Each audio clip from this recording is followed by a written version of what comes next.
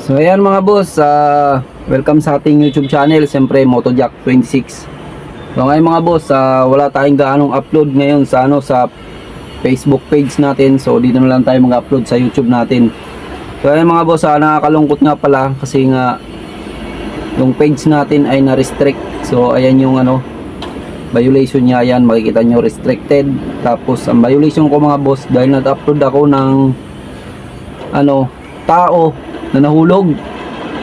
Tinakpan ko naman siya pero hindi ko natakpan siguro na maayos, kaya nagkaganon. So mahirap yung violation ko mga boss kasi community guidelines. So pag community guidelines, lahat ng stream ads, reels, ads on reels wala. Tapos yung yung meron lang yung yung star, yun. So kailangan ko appeal. Nag-appeal na ako, tapos nag-request review.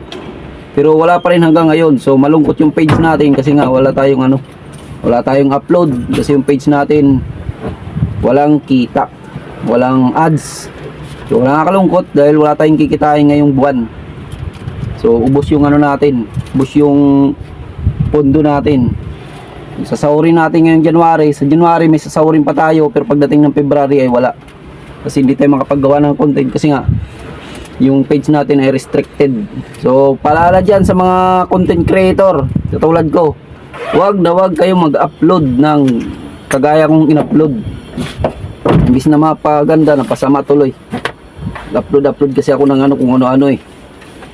Dapat di ko na pala in-upload yun. Pahamak yung nahulog na yun. Natsugi nga siya kasi nahulog sa building. Pati naman yung page ko natsugi rin. Di maganda. So ay mga boss, paalala ko lang sa iyo, sa mga katulad kong content creator, huwag kayong mag-upload ng ganong lalo na yung mga taong nakahiga, may dugo, tapos may mga salitang hindi maganda, di kaya gaya nun, nahulog sa building, gano'n, nagpakatsugi, gano'n. So huwag nyo na yung i-upload yun para hindi kayo matulad sa akin.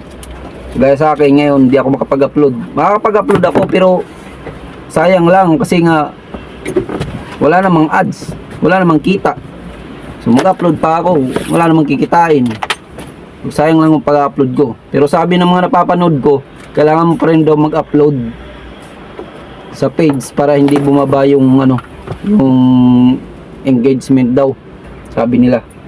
Pero parang nakakatamad mag-upload kasi wala ka namang kikitain, sayang lang yung pag-i-edit mo. So ayun lang mga boss, paalala ko sa inyo, sa mga content creator, huwag nyo kong tularan, huwag nyo kong mag-upload ng kung ano-ano para hindi kayo magaya sa akin na restricted yung page. So yun lang, thank you.